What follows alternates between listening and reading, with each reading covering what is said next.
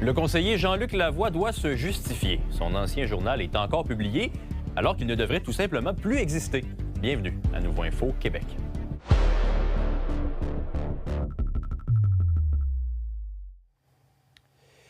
Bonsoir tout le monde, bon lundi, bon début de semaine. Le journal qui a été fondé par le conseiller municipal à l'Hôtel de Ville de Québec, Jean-Luc Lavoie, qui est un élu d'ailleurs de l'administration Marchand, est publié illégalement depuis novembre dernier. Il pourrait d'ailleurs se faire coller une amende qui pourrait atteindre jusqu'à 20 000 $. Plus de détails avec Mathieu Boivin. Fondé en février 2025 par Jean-Luc Lavoie et 2 collaborateurs, le journal de Sainte-Foy, Sillery, Cap-Rouge et Saint-Augustin est un mensuel de quartier comme il y en a plein d'autres au Québec. Sauf que Jean-Luc Lavoie, qui était le patron du journal jusqu'aux élections municipales, semble avoir négligé ses responsabilités administratives. Dans les mois suivant le lancement, le registraire des entreprises a constaté n'avoir jamais reçu un document nommé « Déclaration initiale ». Une lettre a été envoyée demandant ce que ce soit fait dans les 30 jours, mais ça n'a pas été fait. Un avis de non-conformité a donc été transmis au journal à la mi-septembre avec instruction de produire le document dans les 60 jours sous peine de sanction. On prévient aussi que des poursuites pénales pourraient être intentées et que la loi prévoit une amende qui peut aller jusqu'à 20 000 $. À la mi-novembre, toujours pas de déclaration initiale. Alors la sanction tombe. Le journal est radié d'office et légalement dissous, ce qui veut dire qu'il n'a plus le droit d'exercer ses activités. Mais ça, c'est en théorie, parce que Jean-Luc Lavoie a bel et bien quitté son poste d'éditeur après avoir été élu conseiller de Québec fort et fier aux élections du 2 novembre. Mais le journal, lui, a continué à paraître en papier et en ligne, comme si rien n'était. Il continue aussi à facturer des milliers de dollars aux annonceurs en espace publicitaire. Et dans le cas des élus, on parle de fonds publics. Jean-Luc Lavoie jure n'avoir absolument rien vu et blâme son successeur. Votre responsabilité, c'est quoi? Bien, il y a deux choses. Lorsque moi-même j'étais éditeur, je n'ai pas reçu ces communications du registraire des entreprises. Et il n'y a pas eu de prise de contact autre qu'une communication à l'adresse qui n'était pas l'adresse du journal. Donc, vous n'avez pas reçu les 2 communications, non pas une, mais bien 2, qui ont été adressées au journal et à vous, donc, comme éditeur. Les 2 communications n'ont pas été reçues et je vous dirais même qu'après mon départ, la communication qui confirmait que le journal avait un statut révoqué, donc n'a pas été non plus reçu. Je fais le même constat que vous ce matin qui m'avez appris que l'enregistrement n'était toujours pas conforme. Alors moi, je m'attends à ce que ce soit fait dans les meilleurs délais. Nouveau Info a parlé ce matin avec Yvon Giroux, le journaliste qui remplace Jean-Luc Lavoie comme éditeur du journal.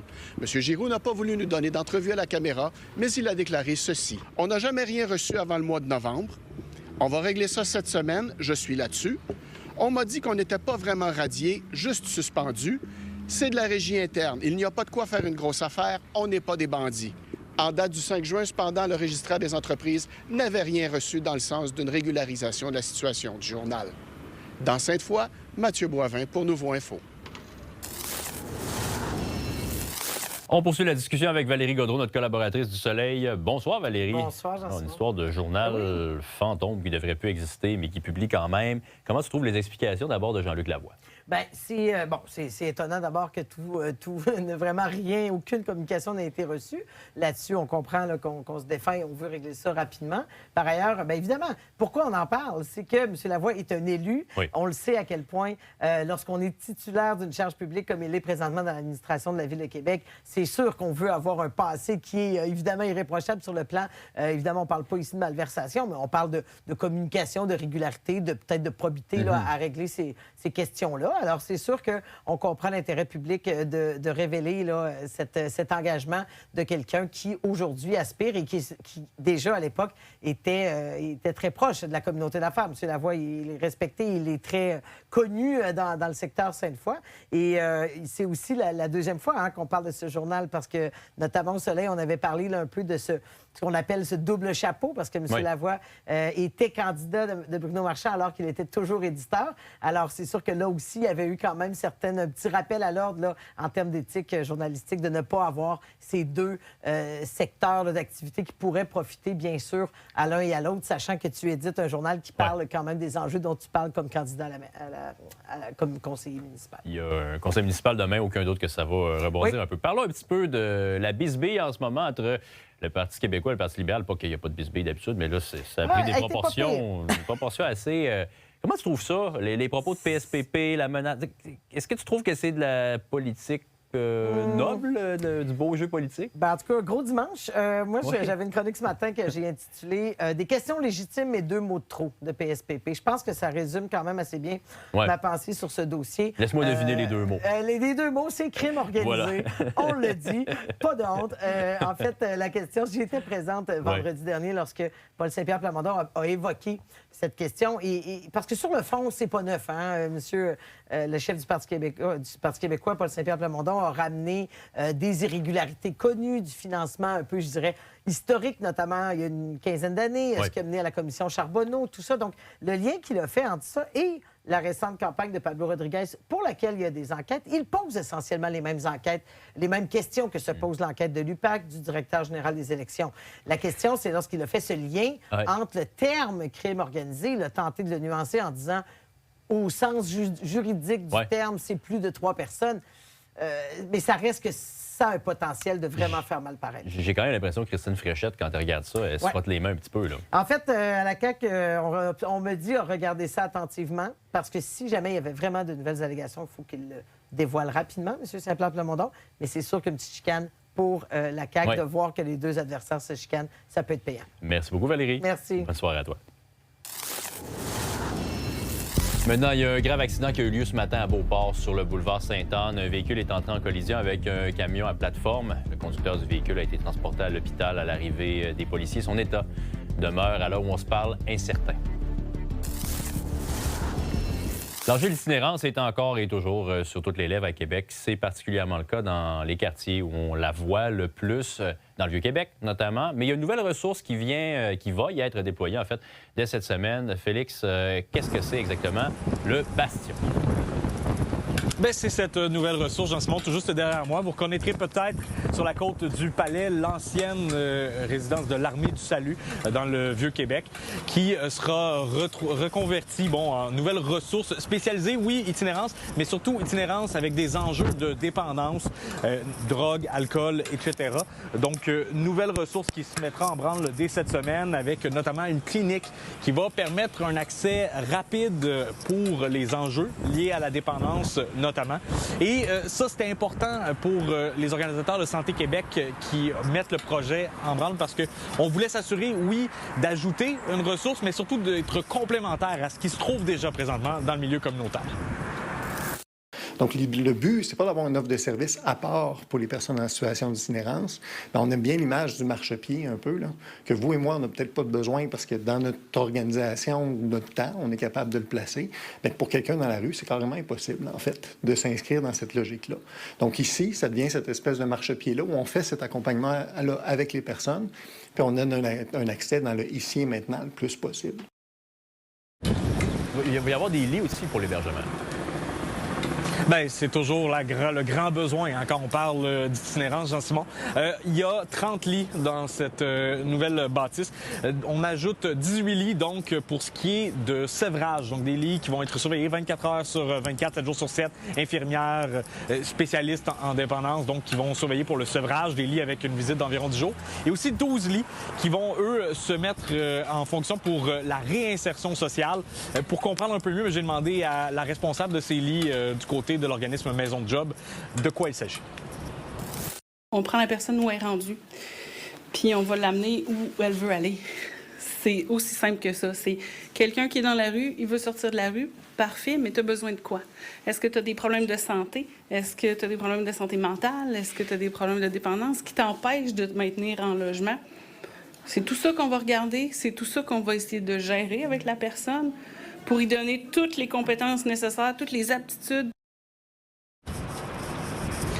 L'accueil sera ouvert dès ce mercredi à 9h et tout au long de la semaine, on va continuer à augmenter un petit peu. Là, donc, les lits du côté du sevrage vont être ajoutés et d'ici le début de la semaine prochaine, on s'attend à ce que tout soit complètement opérationnel pour le Bastion. Merci, Félix. Au plaisir. Maintenant, l'immeuble à bureau du 1075 chemin Sainte-Foy va être transformé en édifice à logements sociaux et abordables. L'édifice Catherine de Lompré va être converti en 222 nouveaux logements pour un investissement d'un peu plus de 79 millions de dollars. Et il y a un bâtiment de 12 étages aussi qui va être construit pour optimiser le terrain. Le Parti libéral a annoncé une nouvelle candidature à Québec aujourd'hui. C'est Alain Chandonnet qui va être le porte-couleur du PLQ dans la pelleterie. C'est un physicien de formation. Il a entre autres été PDG de l'Institut national d'optique. Je vous rappelle que la circonscription de la pelleterie, elle est présentement représentée par le caquiste Éric Kerr, qui a déjà confirmé qu'il ne se représenterait pas cet automne.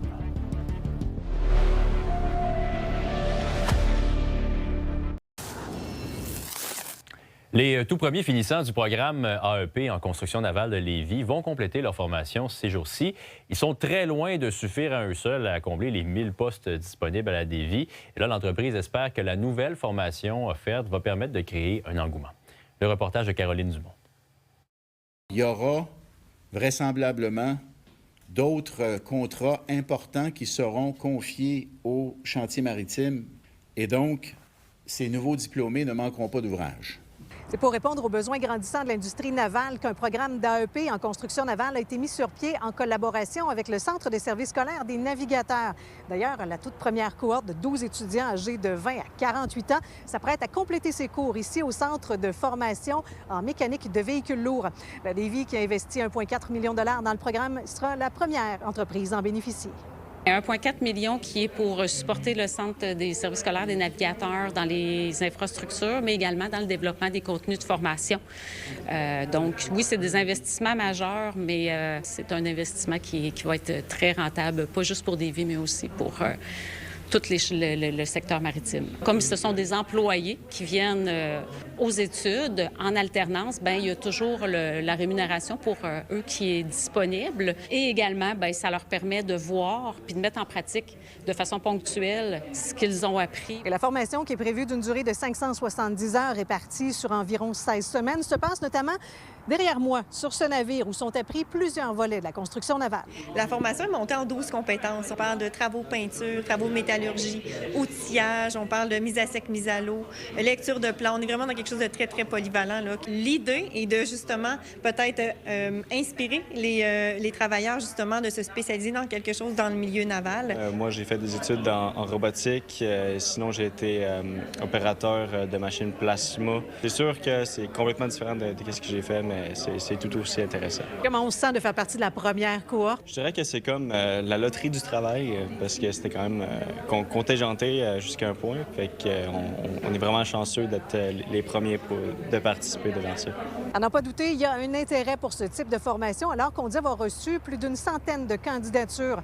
Pour le ministre Bernard Drinville, l'occasion était belle de souligner l'importance de valoriser l'ensemble des métiers. J'ai pour mon dire là, qu'un diplôme pour devenir un travailleur spécialisé, c'est au moins aussi important qu'un autre type de diplôme, qu'il soit au collégial ou à l'université. À travers une cohorte comme celle dont on célèbre la réussite aujourd'hui, là, ce qu'on est en train de confirmer puis de renforcer, c'est la sécurité économique de notre région.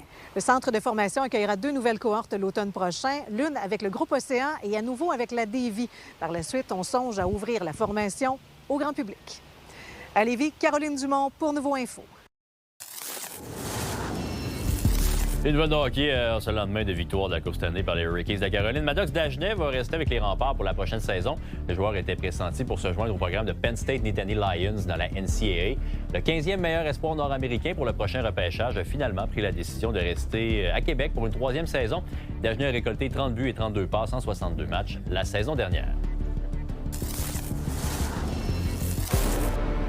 Et pour toutes vos nouvelles, nos chroniques, des vidéos, de nombreuses infolettres, consultez notre site web nouveau.info.